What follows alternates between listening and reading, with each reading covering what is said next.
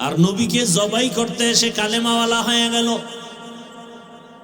5 মিনিটের ব্যবধানে তরবারিটা উল্টা দিকে দাঁড়ায়া গেল বাইতুল্লাহর পার্শ্বে। হাতিমে হুঙ্কার দিয়া কয়, এই রসুলের দুশ্মনেরা, ইসলামের দুশ্মনেরা, মুহাম্মদের আর প্রয়োজন হবে না বিরোধিতার জন্য, মোকাবেলার জন্য, আমার তরবারির সামনে দাঁড়াও। এমন পাওয়ার আল্লাহ বাড়ায় দিয়েছেন। এখন ওমর যেই পথ দিয়া চলে, শয়তান ওই পথে চলে না। ভয়। যুবক ছেলে একটা মদের বোতল নিয়ে হাঁটে, হঠাৎ করে তাকায় দেখে ওমর, ভয় কাঁপতেছে। ওমরের কথার আগে তরবারি রেডি, মাথাটা গরম। অন্তর দিয়ে আমার মালিকের ডাক দিয়ে বলে, হে মালিক, আর জীবনে মদ পান করবো না, তুমি ওমরের হাত থেকে বাঁচাও। নজরে পড়ে গেছে, বোতল ফেলতেও পারে না। হযরত ওমর সামনে এসে কয়, কি তোর হাতে, আমার কাছে দে। যুবকটা কাঁপতেছে, কাঁপার দরকার নেই, আমার হাতে দাও। মদ ভরা বোতলটা যখন ওমরের হাতে দেয়, যেই বোতলে মদ ছিল, এখন তাকায় দেখে এক ফোঁটা মদও নাই, পুরা বোতলটার ভেতরে সাদা দুধে ভরা। हर के दारत खौफ हकदार दिल मदाम जन्नतुल मअवा देहद ओ रामकाम जुज़बा हक ची जे मखाज इंसुजा फजले उ मस्ते दर जुमला जहां। এখনো সে ওমরের নাম শুনলে এখনো শরীর কেঁপে উঠে। কেমন বেড়া, যেই ওমরের উপরে আল্লাহ খুশি। কতটা খুশি, ওমর যা কয় আমি আল্লাহ ওমরের কথা মেনে নিলাম। নবী চিন্তায় আছে, আল্লাহ কি কয়। আল্লাহ কয়, জিব্রাইল নবীরে বলো, ওমর যা কয় আমি আল্লাহ মানছি, নবীও যেন মেনে নেন। সেই ওমরকে বর্তমান বাংলাদেশে এমন কিছু আল্লাহর দুশ্মন আছে যে সেই ওমরকে মানতে পারে না, বলে সে বেদাতি। ওমর মানে পথভ্রষ্ট। চিন্তা করেন ভাইরা আমার, ধর্ম নিয়ে এত ভেজাল আমার দেশে, বলার ভাষা নাই। এত মানুষের টুপি দেয় না, এ নিয়ে কোনো ফিকির নেই। আর একজন টুপিওয়ালা, সে পাঁচকুল্লি দিল কেন, এই জন্য মাথা ব্যথা। আছে না নাই? এত মানুষ নামাজ পড়ে না, এ নিয়ে কোনো মাথা ব্যথা নাই। কিছু হজরতের সমস্যা কি, বুকে হাত বাঁধে না কেন, এ নিয়ে জ্বালা। বুকের হাত লইয়া, নাবির হাত লইয়া চিল্লা চিল্লা, অথচ যারা নামাজই পড়ে না, এদের পেছনে মেহনত নাই, ফিকির নাই। আল্লাহ হেদায়েত দান করেন। এই সব সমস্যার একমাত্র সমাধান আল্লাহ ওয়ালা যারা, তাদের কাছে বাইআত হইয়া সোহবত নিয়ে চললে দিল সোজা হবে, না হয় সোজা হবে না। যে ব্যক্তি বলে কোনো অলিয়া উলিয়া মানি না, যে কোনোদিন তার কাছে হাত দিবে, বয়াত হবে, এর উপায় কি? এর কপালে মহর লেগে গেছে।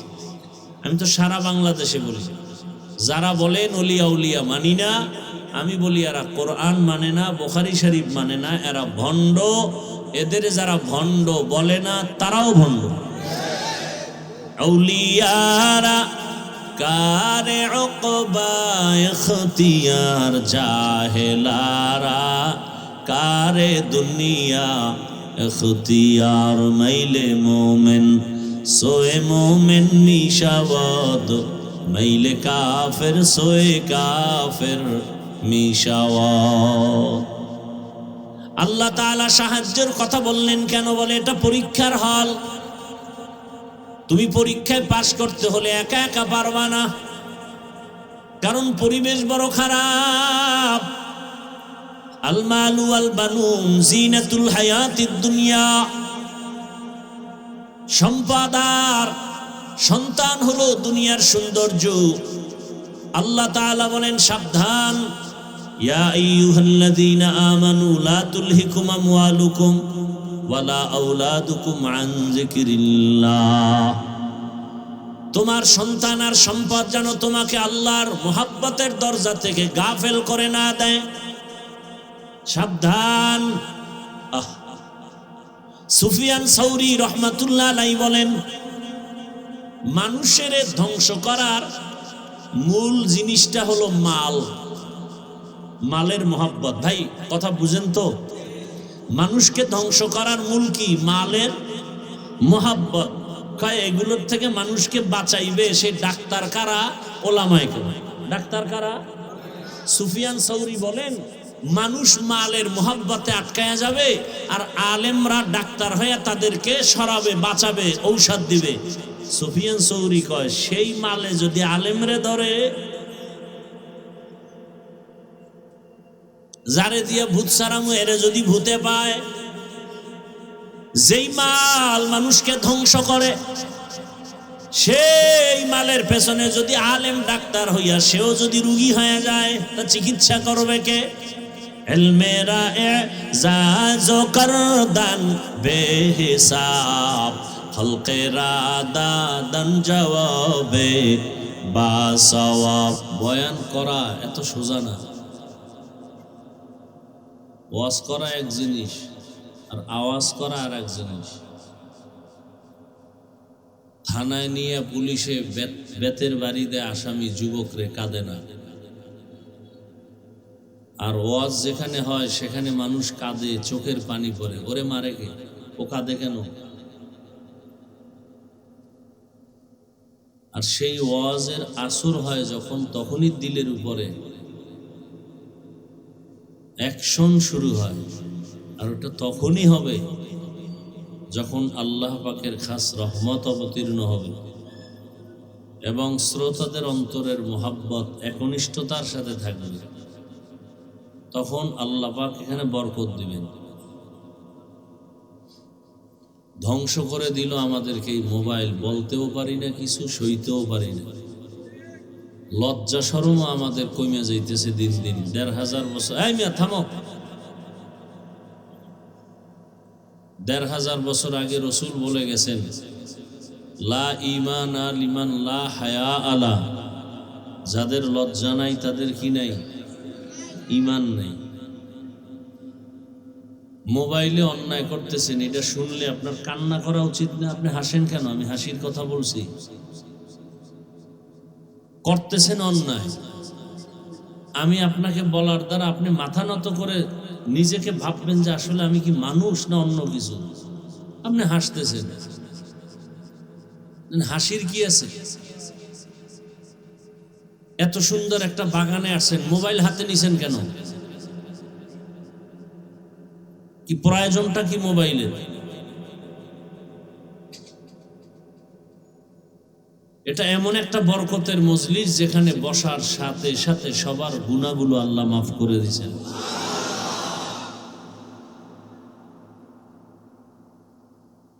পৃথিবী ঘুরে, শুধু বাংলাদেশ না। একজন মুফতি আনেন তো দেখি, ফতুয়া দেন। এই যে ছবি তুলতেছেন আপনারা, এটা হালাল বলুক এমন একটা মুফতি আনেন তো দেখি কার শক্তি আছে বলা।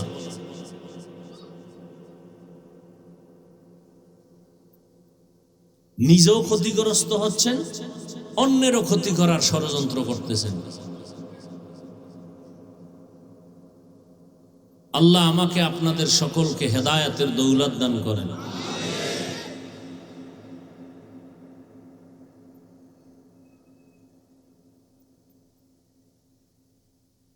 আপনি মোবাইল দিয়ে যা করবেন, এই কাজটা মিডিয়াওয়ালারা করতেছে না,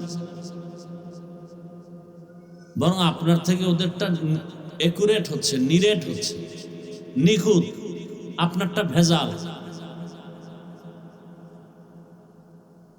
সকালবেলা ওদের থেকে ডাউনলোড করে নিতে পারেন যদি প্রয়োজন মনে করেন। আপনি কেন মোবাইলটা হাতে নিয়ে দেখাইতেছেন, হুজুর আমি এক মোবাইলওয়ালা আসছি, আমার চিনেননি? আপনার আমার চেনার দরকার কি? আপনাকে আল্লাহ চিনি কিনা এটা হিসাব নেন। আমি চিনে লাভ কি? আমি তো চিনি আপনি এলাকার মাতবর। আল্লাহ তো জানে আপনি জালেম, আপনি চোর, আপনি ডাকাত, আপনি দুর্নীতিবাজ, আপনি চরিত্রহীন। কে জানেন? সে আল্লাহর লগে ঠিক করেন সবকিছু, আমারে চিনে লাভ নেই। মানুষ জানে আমি হাফিজুর রহমান খুব ভালো, আল্লাহ তো জানেন আমি সারা রাত মোবাইলে হাত দিয়ে গুনাহ করি, চোখ দিয়ে তাকায় গুনাহ করি। তা আল্লাহ জানে। মানুষের কাছে ভালো হয়ে লাভ নাই, আল্লাহর কাছে ভালো হবে। দেখবেন মানুষ এমনি আপনাকে ভালো বলবে, কোনো পোস্টার লাগবে না। সহজ কথা, মানুষের কাছে ভালো হয়ে লাভ নেই। এই একা একা নামাজ পড়ে 10 রাকাত নামাজে মনে হয় মুরগিতেও পারতো না, এই পরিমাণ বাড়ি মারে কপাল দিয়ে মাটিতে। 10 রাকাত 3 মিনিটে শেষ। আর মানুষের সামনে নামাজে দাঁড়াইলে 4 রাকাতে 5 মিনিট 6 মিনিট। কি লাভ কি এই নামাজ পড়ে?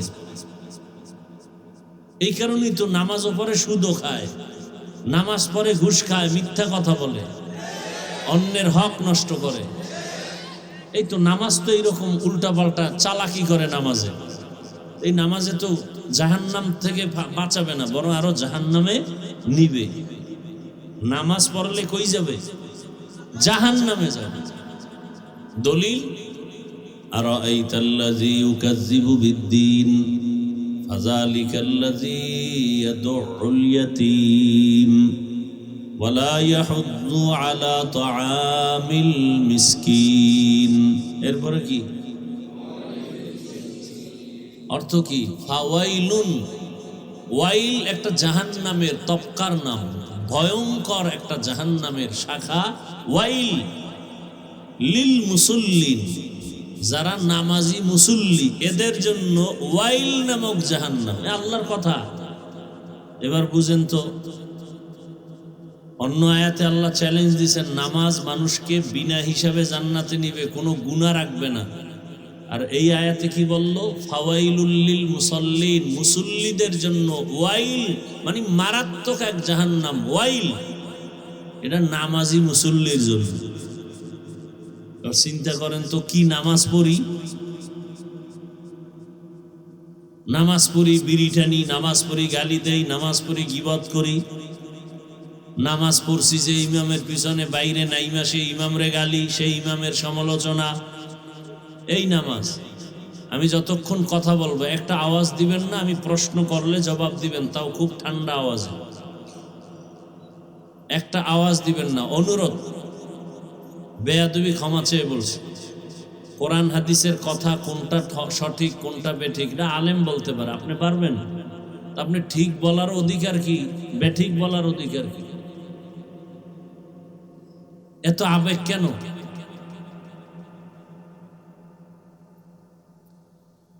আল্লাহ মাহফিল কবুল করেন।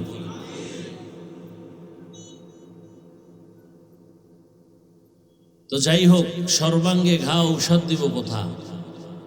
আমি নিজেও অপরাধী। এজন্য বয়ান বা ওয়াজ হওয়ার জন্য অনেক জায়গায় ওয়াজ করি, কখন কয়টা বাজে, টাইম কখন চলে যায় টেরও পাই না। আবার কত জায়গায় বয়ানে বসে খোঁজা লাগে কি বয়ান করি। সব কিছু এই শ্রোতাদের অন্তরের মহাব্বত আর আকর্ষণের ব্যবধান, আর কিচ্ছু না। আল্লাহর রহমত তো আছেই।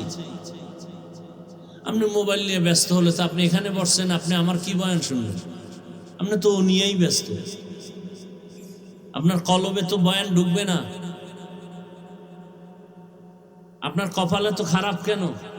24টা ঘন্টা মোবাইল মোবাইল মোবাইল, নামাজে যায়, মসজিদে যায় মোবাইল, বাথরুমে মোবাইল, ঘুমায় ঘুম নাই, সারা রাত মোবাইল মোবাইল, জেনা জেনা জেনা, চোখের জেনা, হাতের জেনা, পায়ের জেনা, অন্তরের জেনা। কি পরিমাণ মোবাইল, একটা সেকেন্ড বাদ নাই। মাওলায় ধৈর্য নিয়ে আসছে বেহেশতের বাগানে। এই জায়গাটায় কি এই গজবের জিনিসটা আলাদা রাখা যায় না? এহে না, এও সেই গজব।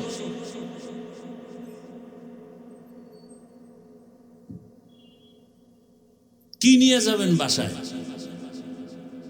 ওয়াজে আইলে বেলুন কিনে বাসায় নিবে, বেলুন, প্লাস্টিকের মাছ। বাসায় গেলে যদি জিগায় কি পাইছে, ওই যে মোনাজাতে বেলুন কবুল হয়ে গেছে, এটারে কান্দে লয়ে যাইব বাসায়, বেলুন পাইছি। হাসেন আপনারা? এগুলো এখন ফ্যাশন হয়ে গেছে। আল্লাহর কাছে যদি কবুল হইতো, ফজরে মসজিদে জায়গা দেওয়া যেত। সব আজান শুনে ঘুমায়, নামাজে যায় না।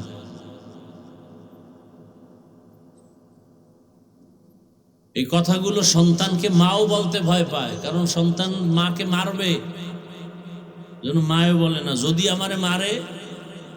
এবার চিন্তা করো যুবকরা, তুমি কত বড় বেয়াদব হয়েছো, যেই মা সন্তানের কপালে দিবে চুমা ভালোবাসায়, আজকে সেই সন্তানকে মা ভয় পায়। কি পরিমাণ বেয়াদব আর চরিত্রহীন হলে ওই সন্তানকে মা ভয় করে? কি পরিমাণ চরিত্রহীন বেয়াদব হলে ওই ছাত্রকে শিক্ষক ভয় করে? একটা ভালো সন্তানকে কসম আল্লাহ কোনোদিন মা ভয় করবে না। করবে কি ভাই? মা বাবা সন্তানকে ভয় করে কখনো? আবার এই কুলাঙ্গার আবার বন্ধু বান্ধবের সামনে কয় আমার বাপ মা যে আমারে ভয় পায়, গর্ব করে আবার। অথচ চিন্তা করা উচিত, তোমার মা বাপ তোমাকে ভয় পায় শুধু তুমি বেয়াদব, তোমার চরিত্র নষ্ট, এই কারণে ভয় পায়। কোন ভালো মানুষ আদর্শবান সন্তানকে কোনোদিন কোনো মা বাপ ভয় পাবে না, প্রশ্নই উঠে না। এই কথাগুলো কেউ বলবে না, বলার নাই, শোনারও লোক নাই, বিরোধিতা করার লোকের অভাব নেই।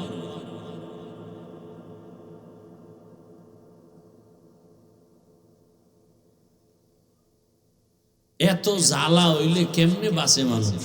ভিতরের জ্বালা, বাইরের জ্বালা, আল্লাহ বাঁচায় রাখছে, নাইলে বাঁচার উপায় নেই।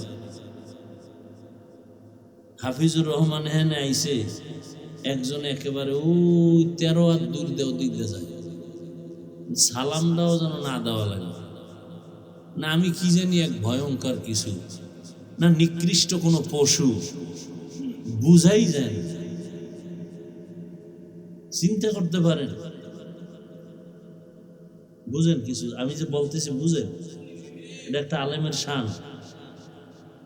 50 হাত দূর দিয়ে ঘুরে যায়, এটা আলেমের শান। আমি কি পশু? হ্যাঁ, আমি পশু? কি এগুলো? এ জাতি কি শিখবে আমাদের থেকে?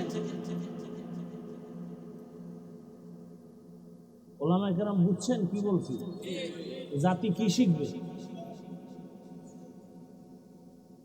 আল্লাহ হেদায়েত দান করুন।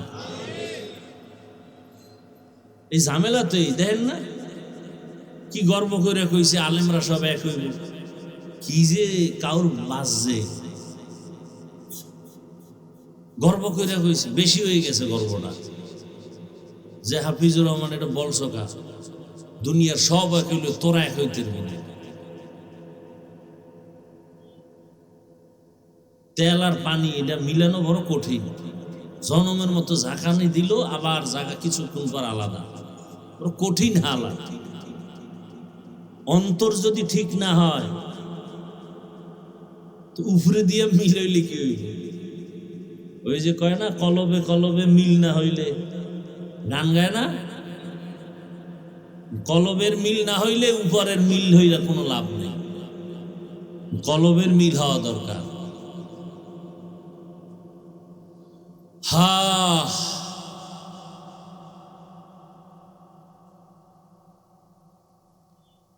আল্লাহ আমাকে মাফ করেন, আল্লাহ আপনাদেরকেও মাফ করে দেন, রাগ করিয়েন না। চূড়ান্ত ভালোবাসা মোহাব্বত নিয়ে কথাগুলো বলতেছি। একটা কথাও আমি কাউকে আঘাত করার জন্য বলি নাই, জাহান্নাম থেকে বাঁচার জন্য। আমি জান্নাতে যেতে চাই, আপনাদেরকেও নিতে চাই, সেই বয়ান করতে আসছি।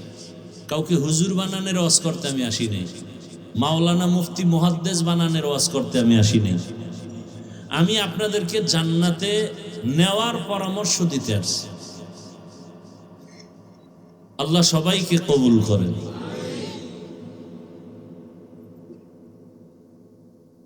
তো এই দুনিয়াটা পরীক্ষার হল, পরীক্ষা মানি একটা মুসিবত।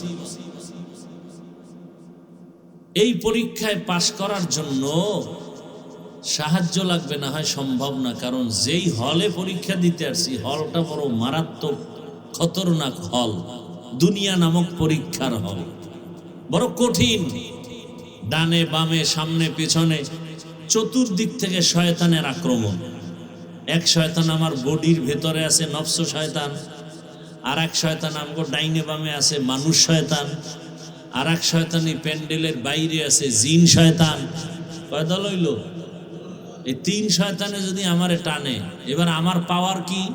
আল্লাহ কয় ওয়া খুলিকাল ইনসানু যায়ীফা, মানুষ তোরে আমি বড় দুর্বল করে বানাইছি। তাহলে আমার জন্ম সৃষ্টিটাও কি দুর্বল। এবার আসেন কেমন দুর্বল? আমরা পিপিলিকার কাছেও দুর্বল, একটা মশার কাছেও আমরা বড় দুর্বল। মশায় যদি মেজাজ গরম করে, একটা বনিয়াদম ঘুমাতে পারবে না। পারবে? আমরা এতটা দুর্বল। এজন্য আল্লাহ বলেন তুমি একা পারবা না, তিন শয়তান তোমার পিছে লাগা। পরিবেশ যেটা এটাও খারাপ। বাসে লেখা আছে ধূমপান নিষেধ, আছে না নাই? এরপরও কেউ করেনি। ড্রাইভারও করে, হেল্পারও, কন্ট্রাক্টরও করে। নিষেধ করলে ধোঁয়াটা আমার দিকে মারে, আর আমার বাবার টাকায় পায়খানা খাই, তোমার কি? আছে না নাই? দুনিয়াতে বহু আকাম আছে, কিছু লাভ হয়, কিন্তু বিড়ি টানার মতো ফাও আকাম দুনিয়াতে আর একটাও নেই। মদ পান করলে এটাও একটা আকাম, কিন্তু লাভ আছে না নাই? কি কন্যা আছে? আল্লাহর কোরআনে কয় লাভ আছে। মদ পান করলে কি আছে? হালকা লাভ আছে। কি লাভ? শরীরে এনার্জি হয়। এনার্জি বাড়লেই লঙ্গি ঠিক থাকে না, বউরে মা কয় না। আপনাদের এদিকে কেউ মদ পান করে কেউ জিকির টিকির করছে? কেউ করেন। কিন্তু বিড়ি টানলে কি লাভ বলেন তো? একটা লোক বলেন যে এই লাভ, খোদার কসম আমি বিড়ি টানব। চেহারা সুন্দর হয়, যৌবন বাড়ে, মেধা বাড়ে, ও ঠোঁটগুলো লাল হয়। হ্যাঁ, কি হয়? কালো। ওদের কলিজা আরো 10 গুণ কালো। কোম্পানি পর্যন্ত এই কথা লিখে দিছে, ধূমপান বিষ পান। এতই বাঙালি থামে না। এরপরে লেখছে মৃত্যু ঘটায়, এরপরও থামে না। বড় কঠিন হালাত। তাহলে এটা ফাও আকাম হইলে বিড়ি টানা। আমার কথায় কি হেদায়েত নাকি? হেদায়েতের মালিক মান ইয়াহদিল্লাহু ফাহুয়াল মুহতাদ ওয়া মান ইউদ্লিল ফালান তাজিদ লাহু ওয়ালিয়াম মুরশিদা। আল্লাহ যাকে চান হেদায়াত দিবেন, সে পেয়ে যাবে। আর যার কপাল খারাপ, ওই বান্দা হেদায়াত পাবে দূরের কথা, হেদায়াত পাওয়ার কোনো মুর্শিদ পাবে না, পথ প্রদর্শক পাবে না। হেদায়াত বড় কঠিন এক হালাত। আল্লাহর কুদরতে হেদায়াতের চাবি। দুনিয়ার কারো হাতে আল্লাহ চাবি দেন নাই। এ কারণে যেই রহমতের নবীর চেহারা তাকায় দেখলেই জাহান্নামের আগুন হারাম, ওই রহমতের নবীর পার্শ্বে একটানা 13 বছর বয়ান শুনলো, খানা খাইলো আবু জাহাল, তারপরও কপাল খুলে নাই, কালেমা পড়ে নাই। আর অন্যদিকে 27 বছরের একটা যুবক তরবারি নিয়ে দৌড়ায় নবীকে জবাই করার জন্য। নাম কি? কয় বছর? 27 বছরের যুবক তরবারি নিয়ে দৌড়ায় আমার রসুলকে জবাই করবে। এক নজর দেখা মাত্র তরবারি ফালাইয়া বলেন, ইয়া রাসূলুল্লাহ, আমাকে মাফ করে দেন, কালেমা পড়ায় আমাকে মুসলমান বানায় দেন। এর নাম হেদায়াত, এর নাম কপাল। আবু জাহাল 13 বছর নবীর বয়ান শুনলো, কাছে থাকলো, কালেমা কপালে আসে নাই, বরং হাতের মুষ্টির মধ্যে পাথর নিয়া বলে, আব্দুল্লাহর সন্তান মুহাম্মদ, বলো আমার হাতের মুষ্টির মধ্যে কি আছে? রহমতের নবী বলেন, আমি বলতে পারলে কি লাভ হবে? বলে, আমি তোমার উপরে ঈমান আনবো, আল্লাহ মানবো, কালেমা পড়বো।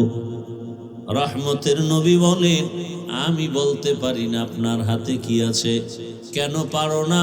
কারণ আমি গাইবের মালিক না, গাইবের মালিক একমাত্র قل لا يعلم من في السماوات والأرض الغيب إلا الله। হে রাসূল, আপনিই বলে দেন, আসমানের বাসিন্দারা কেউ গায়েব জানে না, জমিনের বাসিন্দারা কেউ গায়েব জানে না, একমাত্র গায়েবের মালিক আল্লাহ। যেই কুদরতের ক্ষমতার দ্বারা গায়েব জানে, এই ক্ষমতায় দুনিয়াতে আর কেউ গায়েব জানে না। যদি কেউ মনে করে আল্লাহর মতোই কোন পীর বা অন্য কেউ গায়েব জানে, সাথে সাথে তার ঈমান চলে যাবে।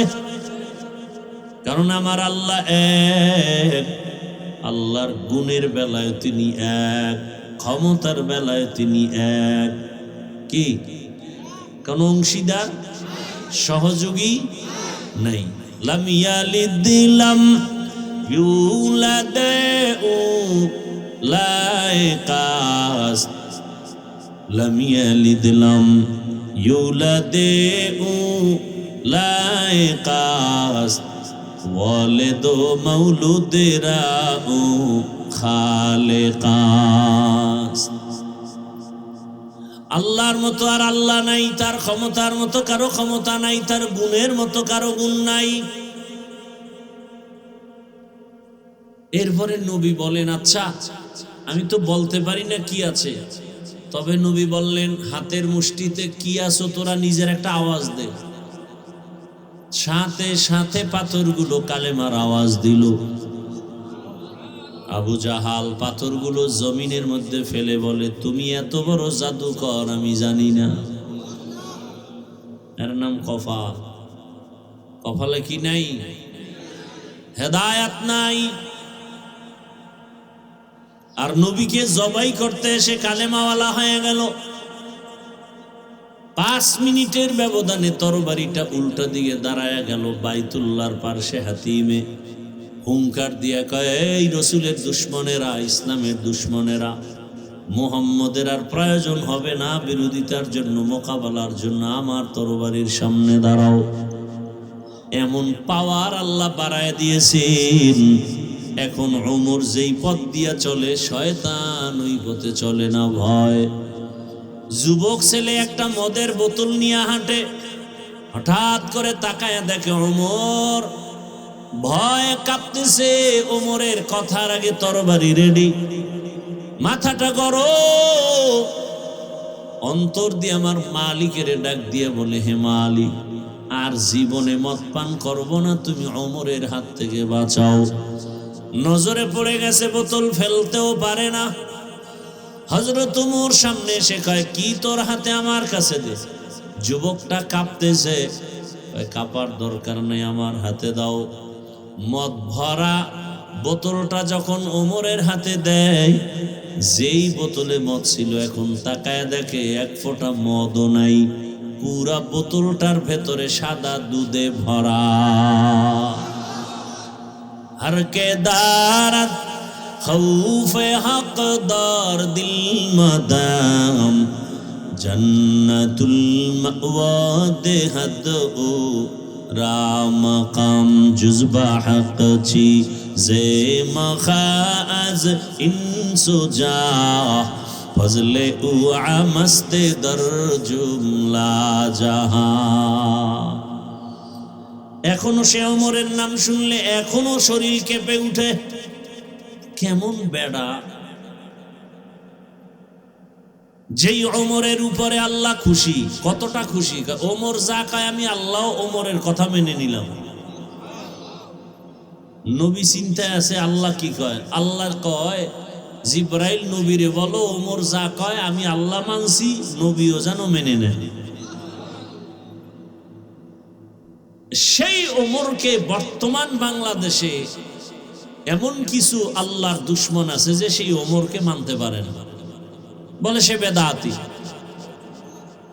ওমর মানে পথভ্রষ্ট। চিন্তা করেন ভাইরা আমার,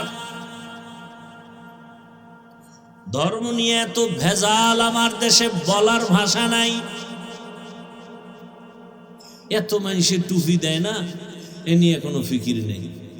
আর একজন টুপিওয়ালা সে পাঁচকুল্লি দিল কেন, এই জন্য মাথা ব্যথা আছে না নাই? এত মানুষ নামাজ পড়ে না, এ নিয়ে কোনো মাথা ব্যথা নাই কিছু হজরতের। সমস্যা কি? বুকে হাত বাঁধে না কেন, এ নিয়ে জ্বালা। বুকের হাত লইয়া নাবির হাত লইয়া চিল্লা চিল্লা, অথচ যারা নামাজই পড়ে না এদের পেছনে মেহনত নেই, ফিকির নেই। আল্লাহ হেদায়েত দান করেন। এই সব সমস্যার একমাত্র সমাধান আল্লাহ ওয়ালা যারা, তাদের কাছে বাইআত হইয়া সোহবত নিয়ে চললে দিল সোজা হবে, না হয় সোজা হবে না। যে ব্যক্তি বলে কোনো অলিয়া উলিয়া মানি না, যে কোনোদিন তার কাছে হাত দিবে বয়াত হবে, এর উপায় কি? এর কপালে মহর লেগে গেছে। আমি তো সারা বাংলাদেশে বলি, যারা বলেন অলিয়া উলিয়া মানি না, আমি বলি এরা কোরআন মানে না, বুখারী শরীফ মানে না, এরা ভণ্ড। এদের যারা ভণ্ড বলে না তারাও ভণ্ড। আউলিয়ারা কারে উকবা ইখতিয়ার, জাহেলারা কারে দুনিয়া ইখতিয়ার। মাইলে মোমেন সোয়ে মোমেন মিশাওয়াদ, মাইলে কাফের সোয়ে কাফের মিশাওয়াদ। আল্লাহ তাআলা সাহায্যের কথা বললেন কেন? বলে এটা পরীক্ষার হল। তুমি পরীক্ষায় পাশ করতে হলে একা একা পারবা না, কারণ পরিবেশ বড় খারাপ। আল মালু আল বানুন জিনাতুল হায়াতিদ দুনিয়া। সম্পদ আর সন্তান হলো দুনিয়ার সৌন্দর্য। আল্লাহ তাআলা বলেন সাবধান, ইয়া আইয়ুহাল্লাযীনা আমানু লা তুলহিকুম আমওয়ালুকুম ওয়ালা আওলাদুকুম আন যিকরিল্লাহ। তোমার সন্তান আর সম্পদ যেন তোমাকে আল্লাহর মুহাব্বতের দরজা থেকে গাফেল করে না দেয়। সাবধান। সুফিয়ান সাউরি রহমাতুল্লাহ আলাইহি বলেন, মানুষের ধ্বংস করার মূল জিনিসটা হলো মাল, মালের মোহাব্বত। ভাই কথা বুঝেন তো? মানুষকে ধ্বংস করার মূল কি? মালের মোহাব্বত। কয় এগুলোর থেকে মানুষকে বাঁচাইবে সে ডাক্তার কারা? ওলামায়ে কেরাম। ডাক্তার কারা? সুফিয়ান সাউরি বলেন মানুষ মালের মোহাব্বতে আটকায়া যাবে, আর আলেমরা ডাক্তার হয়ে তাদেরকে সরাবে, বাঁচাবে, ঔষধ দিবে। সুফিয়ান সাউরি কয় সেই মালে যদি আলেমরে ধরে, যারে দিয়ে ভূত সারামু এরে যদি ভূতে পায়, যেই মাল মানুষকে ধ্বংস করে সেই মালের পেছনে যদি আলেম ডাক্তার হইয়া সেও যদি রুগী হয়ে যায়, তা চিকিৎসা করবে কে? ইলমেরা এজাজ করদান বেহিসাব, খলকেরা দাদান জওয়াবে বাসওয়াব হক না দারদ। এই এত ডিস্টার্ব করা লাগে? তুমি সামনে বইলা খাইয়া কত মানুষ পিছনে ডাইনে বামে দাঁড়ানো, ওখান থেকে দুই চারজন যদি বিড়ি টানতে যায় আমরা দেখবো, ডিস্টার্ব হবে। সামনে বসে মানে হেদায়েত হয়ে গেছে মাশাআল্লাহ, এরার বয়ান লাগে না। থানবী রহমতুল্লাহ আলাইহির দরবারে যে একজন বইয়া 1 মিনিটও না উঠা হাঁটতেছে, সবাই গিয়ে ধরছে, এই ভাই তুমি কোথার থেকে ফট করে চলে যাও, থানবীর দরবার? কেনা ভাই আমার অজ হয়ে গেছে, পুরা টাটকা হেদায়েত পেয়ে গেছে। কি আমরা 40 বছর হজরতের দরবারে লাইন পাইতেছি না খুঁজা, আর আপনি আসলেন আর বসলেন আর উঠে যান, হেদায়েত হয়ে গেছে? বলে হ্যাঁ হয়ে গেছে। যদি আমি 1 মিনিটের ওয়াজ আমল করি, আমার বিশ্বাস আমি বিনা হিসাবে জান্নাতে যাব। কি ওয়াজ?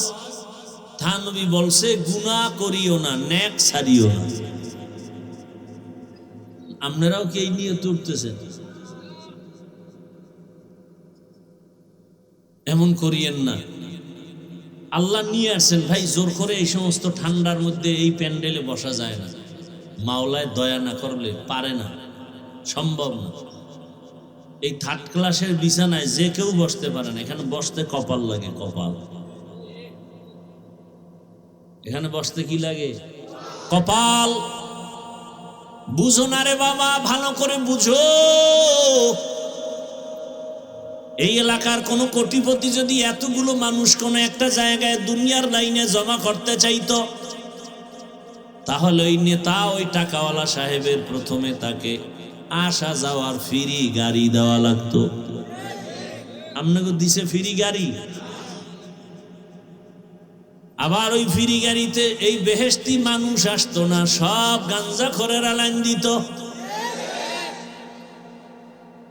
আসার পরে ভিআইপি চেয়ার বসার জন্য আপনাদেরকে ভিআইপি বিছানা দিছে। পৃথিবীতে এর থেকে নরমাল 3rd ক্লাসের বিছানা হতে পারে না। এর থেকে 3rd ক্লাসের বিছানা আছে? নাই। এখানে কে ভিআইপি, কে নন ভিআইপি, কে বড়, কে ছোট, কে আলেম, কে মূর্খ, সব এক। কে ধনী, কে গরিব, কোনো ভেদাভেদ নাই। ওই টাকাওয়ালা সব মানুষের বসাই আবার ফাঁকে ফাঁকে নাস্তা দেওয়া লাগতো।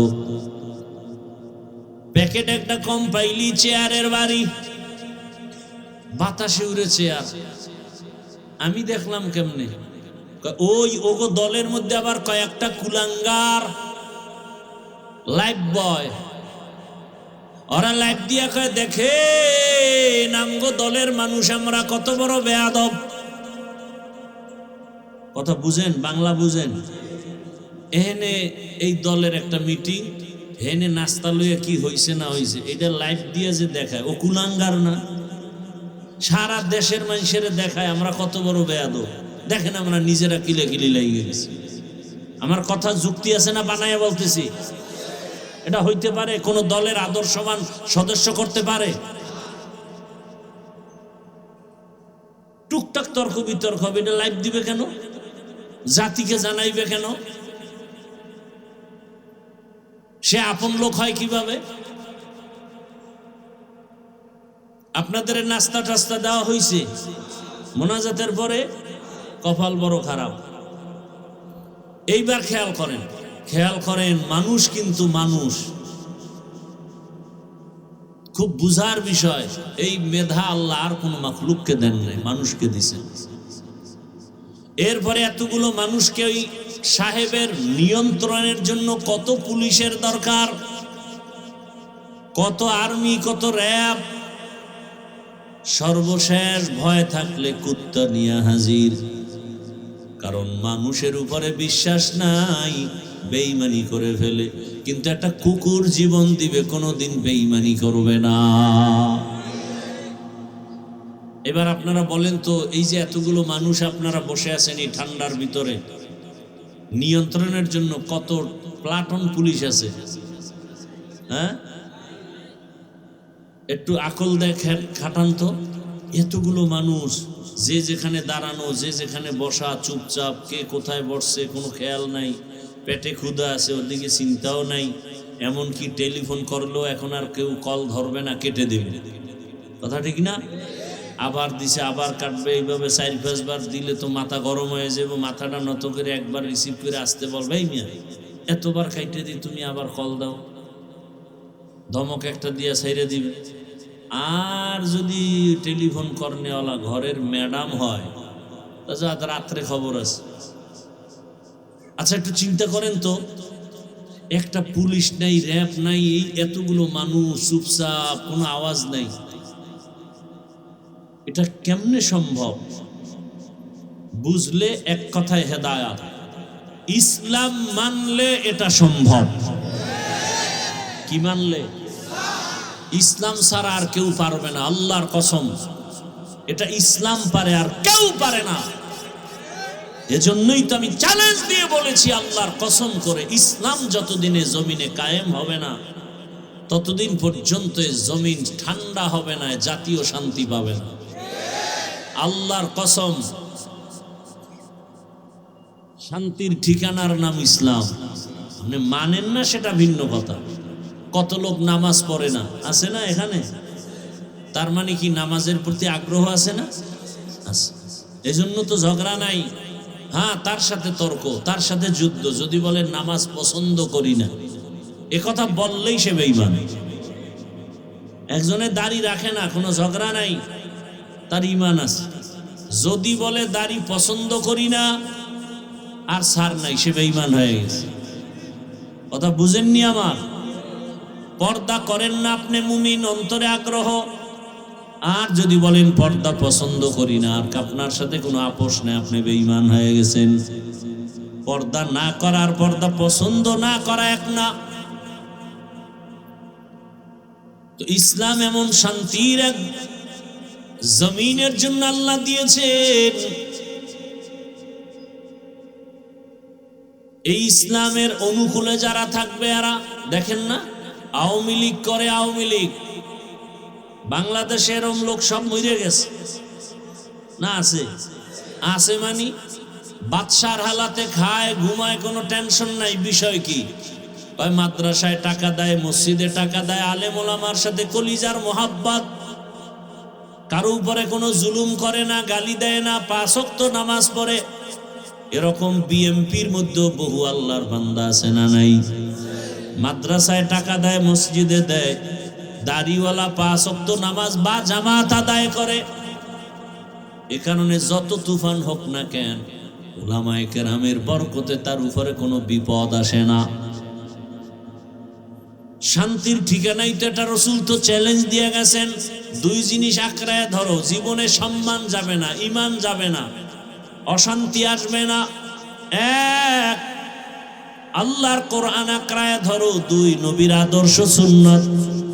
এই 2 জিনিস আঁকড়ায় যারা ধরবে, তাদের জিন্দেগি শান্তির জীবন। আল্লাহর সাহায্য চাও। দুনিয়াটা কিছুই না রে বাবা। ও আমার কলিজার যুবক, কয়দিন আর বাহাদুরি করবা? কম তো করো নাই। মনে চাইছে দাড়ি রাখবা না, রাখো নাই। মনে চাইছে পার্কে পার্কে দৌড়াবা, দৌড়াইছো। মনে চাইছে সারা রাত মোবাইলে গুনাহ করবা, করেছো। মনে চাইছে নামাজ পড়বা না, পড়ো নাই। এখনো কি তওবা করার অন্তর আসে নাই? আরো কি গুনাহ করতে মনে চায়? বলো আর কতদিন করবা? বলো তোমার আশা কতদিন করলে পূরণ হবে? আর কত রাত মোবাইল চালাইলে আশা পূরণ হবে? বলো আর কতদিন পার্কে পার্কে গুনার আড্ডা দিলে তোমার আশা পূরণ হবে? বলো। এবং এ কথাও বলো, তোমার হায়াতের বাকি আছে আর কতদিন? চোখের সামনে লাশের মিছিল, ঘুমের বিছানায় তাকাও, যুবকের লাশ। পানির মধ্যে তাকাও, যুবকের লাশ। গাড়ির নিচে তাকাও, যুবকের লাশ। ও আমার কলিজার যুবক, এখনো কি তোমার হুঁশ আসে নাই? তোমার লাইনের জাতি ভাই গোটা দুনিয়াটাকে জাগরণ তৈরি করে কবরে চলে গেল, রক্তের ফোঁটা জমিনে ফালায় দিয়া শাহাদাতের দরজা দিয়া চলে গেল। আর জাতি কি বুঝায় গেল? যুবকেরে বুঝায় গেল, এরে যুবক, টাকা দিয়া পশু কিনা যায়, আমি হাদিকে কিনা যায় না। এরপরও হুঁশ হয় নাই। তুমি মোবাইলে আকাম দেখবা সারা রাত, এজন্য তুমি এমবি ভরার জন্য মায়ের টাকা চুরি করো, বাবার টাকা চুরি করো, ঠিক নেই? আর তোমার জাতি সেই যুবক রাস্তা দিয়ে হাঁটে, মানুষ এসে এসে টাকা দেয়, খবর নেই। 50,000 টাকার বান্ডিল দেয়, কয় নেও। অ্যাকাউন্টে কোটি কোটি টাকা জমা। তোমরা সাক্ষী দাও, যেই ছেলের কথা বলতেছি, এত টাকা ও কোনোদিন কি লাইভে এসে বলছিল আমাকে টাকা দাও? ও যুবক, তুইও যুবক, তোর চরিত্র এত খারাপ কেন বল? কার অভিশাপ লাগাইছো কপালে? হয়তো মা বাবার অভিশাপ লাগছে, না হয় শিক্ষকের, না হয় আলেম ওলামার। এই 3 জায়গার অভিশাপ লাগলে কসম আল্লাহর, মরার আগে তুই পঙ্গু হয়ে যাবে। আর এই 3 জায়গার দোয়া থাকলে তুই ডাক্তার হলো, গোটা দুনিয়াতে সম্মান হবে, মানুষ তোর কদম চুমতে থাকবে। এক ডাক্তার জাকির নায়েকরে কে না চিনে দুনিয়ায়? হোমিওপ্যাথিক ডাক্তার, টাকার গরমে না, ক্ষমতার গরমে না। এই পরিচিতি, এই খ্যাতি, এই সম্মান, সুন্দর চরিত্র, নৈতিক আদর্শের কারণ। আর তুমি সারা রাত কাম করো মোবাইলে, চেহারাটারে নষ্ট করে ফেলেছো। 40 বছরে তোমার চেহারা নষ্ট হওয়ার কথা না, অথচ 22-25 বছরে তোমার চেহারায় কোনো আলো নাই, নূর নাই, আকর্ষণ নাই, তাকাইলে মায়া হয় না, বরং দিন দিন শুধু চেহারা নষ্ট হয়। যুবক পাও ধরে বলছে, নিচে নাইমে যদি একটা বলতে পারো যে ভাই ধরো, কয়েকজনে নাইমে আসে। খোদার কসম পাও ধরে বলছে, পারি না নাইমে আসতে। মাইকের ফোন যদি একটা লাগাই দিত পুরো 50 হাতে, তাহলে নাইমে নাইমে পাও ধরে অজ করতাম, অজও করতাম, পাও ধরতাম। তোর পায়ে হাত দিয়ে বলি, তুই আয়নায় তাকা, তুই তাকা, দেখ তো তোর চেহারা আগের মতো আসেনি। তোর নিজের কাছেই খারাপ লাগে, চেহারাটা এত নষ্ট হইলো কেমনে? এই দাগ, সেই দাগ, এই কিছু, সেই কিছু। আয়না দেখার টাইম তো পাও না, শিডিউল খালি নেই আয়না দেখা, মিস কল আর মিস কল। আয়না দেখারও টাইম নাই। ও আয়নার দিয়ে তাকাইলো, দেখে বেগানা বয়ে রইছে। ওর চেহারা দেখার টাইম নাই, ও আয়নার সামনে দেখে বেগানার চেহারা, নর্তকীর চেহারা। কে বলবে এই কথা? কে শুনবে আমার এই কথা? বলার মানুষ নাই, শোনার মানুষ নাই, বিরোধিতা করার মানুষের অভাব নাই। কেমনে বুঝাই আমার এই যুবকরে? যুবক, গোটা দুনিয়ার নেতৃত্ব তো তুমি দিবা, গোটা দেশ তো তুমি চালাবে, গোটা দুনিয়া তোমার দিকে তাকিয়ে আছে। তুমি সমাজকে সুন্দর করবা, দেশকে সাজাবা, সেই চরিত্র তোমার মধ্যে আছে। নষ্ট করো কেন? হারিয়ে গেলে আর ফিরে আসবে না, চরিত্র কোনদিন আসবে না। বয়ান উল্টা শুনে তসবিহ হাতে নিয়ে দোয়া ইউনুস পড়তেছে, কবে আসবে সেই ভোটের আগের রাত, 500 টাকায় পশুর দামে বিক্রি হয়ে যাবে। কি বাজারে গেলে একটা ভালো মুরগি কিনতে গেলে 600 থেকে 1000, একটা ছাগল কিনো 15,000, 20,000, একটা গরু কিনবা তুমি 1 লাখ। আর ভোটের আগের রাতে আমার সোনার বাংলার আশরাফুল মখলুকেরা বিক্রি হয় 500 টাকায়। তাহলে তুমি তো আসলে মানুষ না, তুমি অমানুষ। তুমি কি অমানুষ? আল্লাহ কয় এটা পশু। আল্লাহ আবার বলে না না না, বালহুম আদাল, এরা পশুর চেয়েও খারাপ। একটা পশুর দাম 1 লাখ, একটা পশুর দাম 15-20,000। কি তুমি মানুষের দাম তার চেয়েও কম? ওরে টাকা দিয়া তো পশু কিনা যায়, পশু টাকায় বিক্রি হয়, মানুষ কখনো বিক্রি হতে পারে না। বড় দুঃখ। তুমি সততার সাথে স্লোগান দিবা কেমনে? যার বিরুদ্ধে তুমি কথা বলবা, এর টাকা না খাইয়া ফেলাইছো ঘুমের মধ্যে, এই হারাম টাকা খেয়ে ফেলছো, তোমাকে কে শোধরাবে? বাবায় মান্যত করে আছে হারাম খাবে, যৌতুকের টাকা খায় বিয়ে বা সন্তানকে বিবাহ করাবে। এরম বাবা নাই দেশে? বাপ নামের অযোগ্য। এনে আমার যুবক, আবার বইলাও কিন্তু মন আবার স্থির হয়, কারণ তোমার লাইনে বহু যুবক আছে স্কুলে পড়ে নামাজি নাই? ঢাকা কলেজে কত ছেলেরা লেখাপড়া করে, মাথায় পাগড়ি, বড় দাড়ি, বড় জামা, মনে হয় যেন মসজিদের কোনো খতিব, অথচ আরবিও ভালো করে পড়তে পারে না। ও যুবক, তোমার কিসের অভাব? আমি তো বলি নতুন করে যা করছো তো করছো, এবার তওবা করে একটা দাঁড়ায় যাও, নতুন ভাবে দাঁড়াইয়া মাত্র 5-7 বছর মোবাইলটা পানিতে ফেলে দাও, চরিত্র নিয়ে নতুন করে দাঁড়াও, দেখবা তোমার জীবনটা সুন্দর হয়ে যাবে। আল্লাহ তাআলা রাস্তা খুলে দিবেন। গোটা দুনিয়ার পিছনে তুমি ঘুরো না, আজকে টাকার জন্য কত পেরেশানি করো।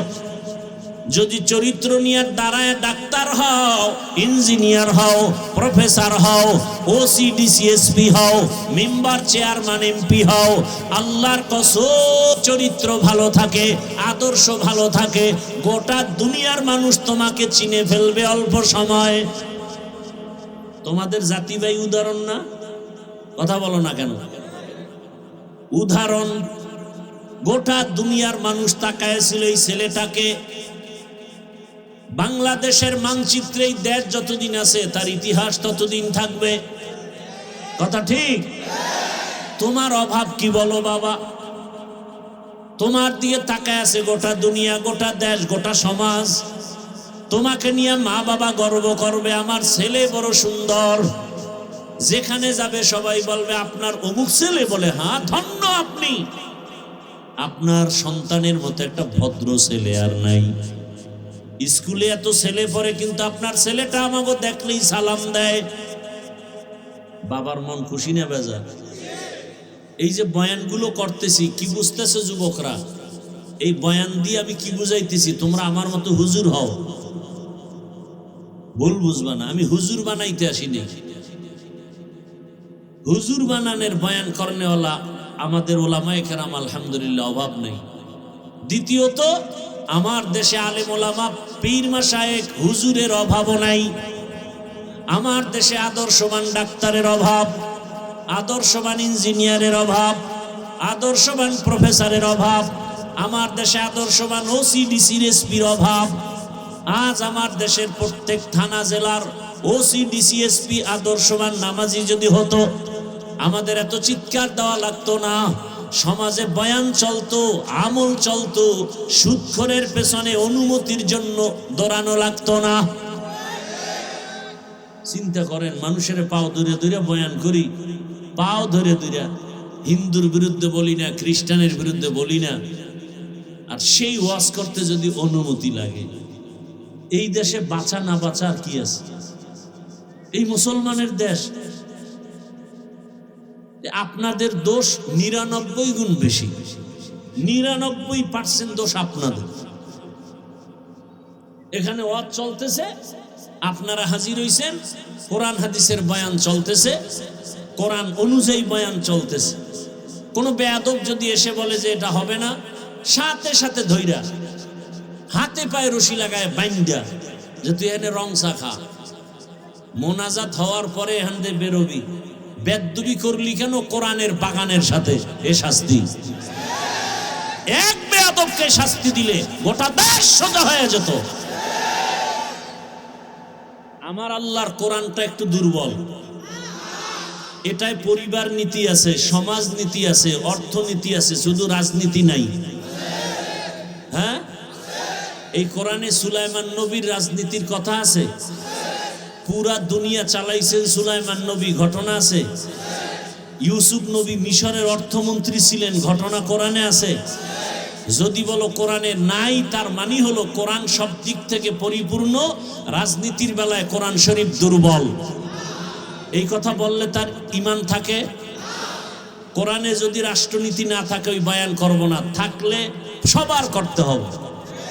কথা বলেন না কেন? বলে হুজুর কোরআন হাদিসের বয়ান কইরেন, বাইরের থেকে বইলেন না। বোঝো কোরআন হাদিস কিছু? সালাম দিতে পারে না, MA pass, IA pass, BA pass, সালাম পাস করে নাই। আছে না নেই? সালামালাইকুম সালাম দেয়, সালামালাইকুম তোর উপরে ঠাডা ভরুক, হেকায় আলাইকুম তোর উপরে আগে ভরুক, সালাম দেয়।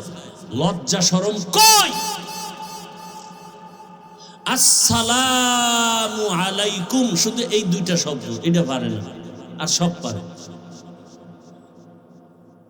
আর একজনে আবার স্টাইল করে দেয় আসসালাম আলাইকুম। হুজুর একজন পাইয়া স্টাইল করছে, হুজুরে যে চালাক বুঝে নেই, জিগায় হুজুর কেমন আছেন? হুজুর কয় শুকুর আলহামদুলিল্লাহ।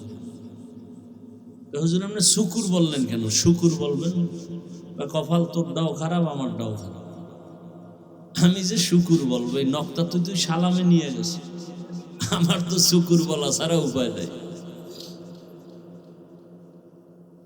বেয়াদবি ক্ষমা চাই। একটা কথা যদি কোরআন হাদিসের বাইরে বলি, জিহ্বা কেটে ফেলবো। আসো, কেউ আসলে আসো। কোরআন শরীফের মধ্যে যদি রাজনীতি না থাকে, কোরআন আমি মানি না, চ্যালেঞ্জ। কোরআনে নাই বলতে কিচ্ছু নাই। পরিবার নীতি আছে, রাষ্ট্রনীতি আছে, সমাজ নীতি আছে, অর্থনীতি আছে। 20টা বছর লেখাপড়া তো করলাম ডাউলের পানি আডার রুটি খাইয়া, এই কোরআনই তো বললাম। কয়টা নক্তা, কয়টা জের, কয়টা জবর, কয়টা পেশ, কয়টা অক্ষর, কয়টা শব্দ, কয়টা বাক্য, কয়টা আয়াত আছে, কয়টা সূরা আছে, নামাজের আয়াত কয়টা, রোজার আয়াত কয়টা, যাকাতের আয়াত কয়টা, সমাজের আয়াত কয়টা, পরিবার নীতির আয়াত কয়টা, রাষ্ট্রনীতির আয়াত কয়টা, তার ব্যাখ্যা কি, ফতোয়া কি, মাসআলা কি, তাফসীর কি। পড়তে পড়তে পড়তে পড়তে জীবন শেষ। ময়দানে আসছি, এখন কোরআন নিয়ে বয়ান করতেছি। কোন সুদখোর, কোন আল্লাহর দুশমন এসে যদি কয় হুজুর বয়ানটা এমন করেন, ওরে কি পরিমাণ রিমান্ডের মাইট দেওয়া দরকার। এই যে বললাম 99 গুণ দোষী আপনারা। না হয় একজন আলেমকে অপমান করে আর আপনি তালি দেন হাতে বয়া, না? আপনার তো এই কথা বলা উচিত। বাবার সাথে সন্তানের তর্ক হয় না, তার মানে বাবারে কেউ গালি দিলে সন্তান চুপ থাকবে? এটা দি বুঝেন, ওটা বুঝেন না। যে আমি নামাজ পড়তে পারি না, দাঁড়িয়ে রাখতে পারি না, পর্দা করতে পারি না, তবে আমি আল্লাহকে ভালোবাসি, রসুলকে ভালোবাসি, আর সেই ভালোবাসা পাইছি আলেমের দ্বারা, কোরআন হাদিসের দ্বারা। অতএব আলেমের সাথে আমার দূরত্ব থাকুক, যা কিছু থাকুক, কিন্তু অপমান হতে দিব না। ওর কলার ধরে ফেললো। আমি নামাজ পড়ি না, কিন্তু খবরদার, আমার ইসলাম, কোরআন হাদিস, আল্লাহ, রসুল, আলেম ওলামা নিয়ে বললে ওখানে আমি ছাড় দিব না। কিসের ভয় পান? আল্লাহ হেদায়েত দান করুন। আরে ভাই, কোরআনটা বুঝেন কিছু? ভারতের মধ্যে হাজার হাজার মাদ্রাসা আগুন দিয়ে জ্বালায় দিয়েছে ব্রিটিশরা। হাজার হাজার আলেমকে ফাঁসি দিয়া গাছের সাথে লাট ঝুলায় রাখছে দিল্লি রাজধানী, কলকাতায় রাস্তায়। উদ্দেশ্য কি? কোরআনের এই আওয়াজ বন্ধ করো। আল্লাহ তো চ্যালেঞ্জ দিছেন, এটা হেফাজত কোনো হিসাবের হাতে দি নাই। এই কোরআন হেফাজতের জিম্মা কোনো নবীর হাতে দেই নাই, ডাইরেক্ট কে নিছেন? এই জন্য এটা যত বন্ধ করতে চায় তত বাড়ে। পারছে কমাইতে? মাদ্রাসা ব্যাঙের ছাতার মতো, ব্যাঙের ছাতার মতো, বলে না? বলে না? বাংলাদেশে যারা বুঝ আছে, জানা আছে, জ্ঞান আছে, শুধু তারা জবাব দিবেন। বাংলাদেশে স্কুল, প্রাইমারি, এডি বেশি না মাদ্রাসা বেশি? না, আপনার অ্যান্সার ভুল। কি ভাই, আমি বলছি আপনারা না জানলে জবাব দিবেন না, আন্দাজে একটা জবাব দিয়ে রাখলেন কেন? এখানে বহু শিক্ষিত মানুষ আছে। বাংলাদেশে প্রাইমারি স্কুল হিসাব করলে গড়ে অনেক বেশি। প্রত্যেক গ্রামে গ্রামে স্কুল আছে, ঘর আছে, সব আছে, কিন্তু বাংলাদেশের বহু অঞ্চল আছে মাদ্রাসা নেই। কথা ঠিক না? তাহলে ব্যাঙের ছাতার মতো তো স্কুল আর প্রাইমারি হয়েছে, মাদ্রাসা হয়নি। অথচ একটা দোষ দিয়ে দিল ব্যাঙের ছাতার মতো। এটা মুসলমানের বাচ্চা এই কথা বলতেছে ব্যাঙের ছাতার মতো। অথচ মাদ্রাসায় পড়লে একটা চরিত্রহীন মানুষ চরিত্রবান হয়। ডিসি সাহেব টেবিলে বয়ে কোরআন শরীফ পড়ে। ডিসি সাহেব আপনি কোরআন শিখলেন, সরকার শিখে? এখন না না হুজুর, ওই যে ছোটবেলা মক্তবে আব্বা আম্মা পড়াইছে না, সেই সময় শিখে ফেলছি। আর এখন আর মক্তব নাই সোনার বাংলায়, আছে নাই? এখন মুয়াজ্জিন ওঠে আজান দিতে, মাও উঠে বাচ্চাকে কেজিতে পাঠাবে। ওখানে গিয়ে কি পড়ে? সরোয়া সরেয়া। আমগো মাদ্রাসায় এসে ওই ছেলে এখন কি পড়ে? সরোয়া। মাদ্রাসায় আছে না? আছে। ব্যবধান কোথায়? সন্তানটা স্কুলে গিয়ে পড়ে সরোয়াতে ওয়াজগর। ওই একই অক্ষর মাদ্রাসায় এসে সন্তান পড়ে সরোয়াতে ওযু। একই অক্ষর। স্কুলে গিয়ে পড়ে সরায়াতে আপা, মাদ্রাসা এসে পড়ে সরায়াতে আল্লাহ। মাদ্রাসা এসে পড়ে রব্বি জিদনি ইলমা। স্কুলে গিয়া আছে নাই, এখানে গিয়া পড়ে ক্রিং ক্রিং টেলিফোন, হ্যালো হ্যালো হ্যালো, কে তুমি, কাকে চাও, বলো বলো বলো। আমি ম্যাও হ্যালো ক্যাট বিড়ালকে চাই, জরুরি খবর আছে ডেকে দাও তাই। হামটিমা টিম টিম তার খাড়া দুটো শিং, তারা মাঠে বারে ডিম। আর আগের কবিতা তো ছিল আদর্শ লিপি, পড়ছি না?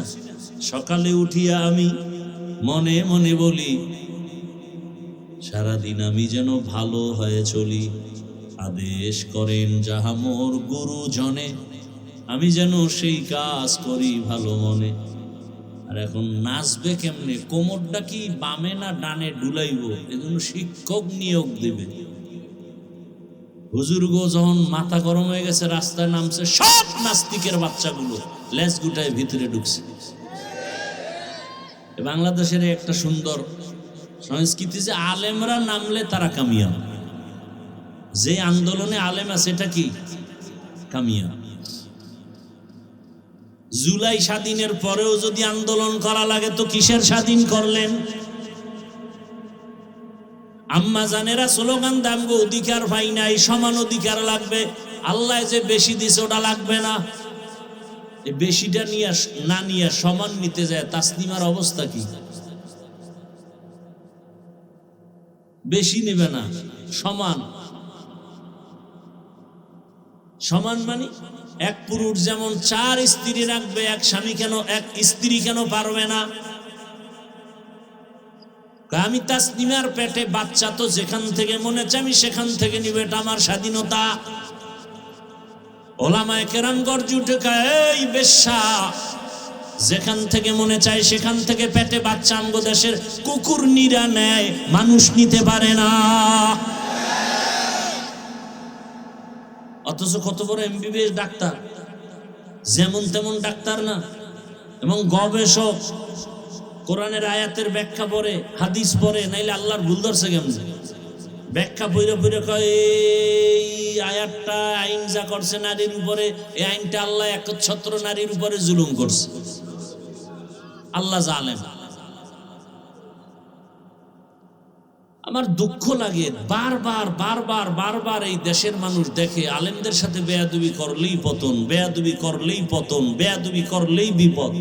এরপরও কেন যে আলেমদের সাথে বেয়াদবি করে এটা বুঝেই আসে। যদি আলেমরা কোনো ক্ষতি করত, এই যে আমরা বয়ান করতেছি, এই যে এতক্ষণ বয়ান করছি, একবারও কি বলছি যারা আওয়ামী লীগ করে ওরা সব বিনা হিসাবে জাহান্নামী? কথা বলেন না কেন? যারা বিএনপি করে এরা 100 বছরের জন্য জাহান্নামী? কথা বলেন। ওটা আপনি করবেন কি না করবেন সেটা ভিন্ন কথা, ওটার জবাব আপনারটা আপনি আল্লাহর কাছে দিবেন। কথা ঠিক না? আমাদের উপরে হামলা কেন? আউযুবিল্লাহ নাই, বিসমিল্লাহ নাই, ফট করে মসজিদ দখল করব, আছে না নাই? মুসলমানের চূড়ান্ত জীবনের একটা উপাসনালয় আল্লাহর ঘর মসজিদ, যেখানে মানুষ বিড়ি নিয়ে ঢুকতে ভয় পায়, ওযু ছাড়া ঢুকতে ভয় পায়। একটা সুৎখোর সেই মসজিদের দায়িত্ব নাই কিভাবে? সুদখোর তো মায়ের সাথে জিনা করার গুনাহ লিপ্ত, অল টাইম মায়ের সাথে জিনা, গর্ভধারিণী মায়ের সাথে অল টাইম জিনা জিনা জিনা জিনা। সুদখোর, যার জীবনে একটা মোনাজাত কবুল হবে না তওবা না করা পর্যন্ত। সুদের সাথে যারা জড়িত এদের হজ কবুল হবে না, দান সদকা কবুল হবে না, একটা মোনাজাত কবুল হবে না। বরং অল টাইম আমার আল্লাহ রেডি থাকতে বলছে, যে রেডি থাক, আমি আল্লাহ নিজে তোর সাথে যুদ্ধ করব। তো কত বড় মারাত্মক চিন্তা করেন তো। সূরা বাকারা আয়াত। এই যে কথাগুলো বলতেছি কাউকে আঘাত করার জন্য, দূরে সরাবার জন্য।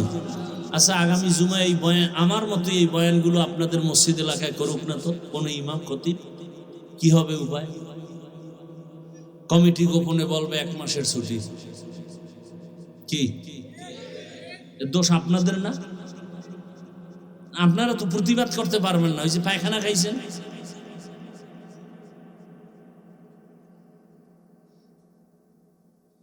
কোরআন হাদিসের বাইরে যদি কোনো আলেম কথা বলে, আপনাদের দরকার নাই, আমরা জিহ্বা কেটে দিব, আমাদেরকে বলেন, কোনো কথা নাই।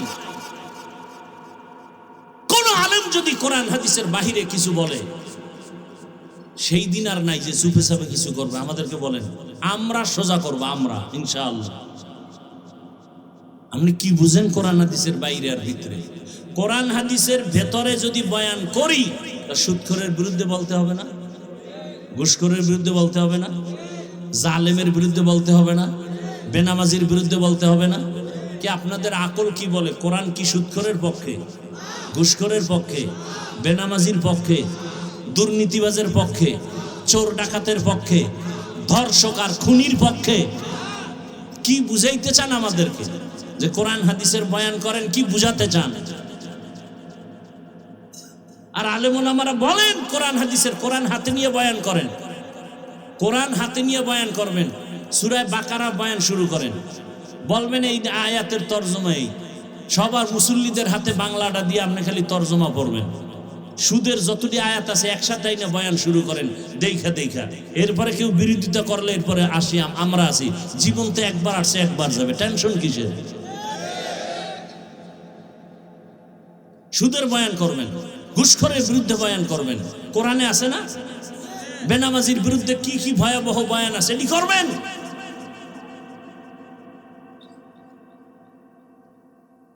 বেপরদায় যারা চলে এদের বিরুদ্ধে কি বয়ান? জেনার শাস্তি, চোরের শাস্তি, মানুষকে ধোঁকা দেয় এর শাস্তি কি? ব্যবসায় গিয়া মালে ভেজাল করে এদের শাস্তি কি? কোরআনের আয়াত লয়ে লয়ে বয়ান করে। কি ভাই, এইবার দেখি কে বলে যে হুজুর কোরআনের ভিতরে দিয়ে। হ্যাঁ, এবার ভিতরে দিয়েই করতেছি, টাটকা ভিতরে দিয়ে আয়াত লইয়া লইয়া বয়ান।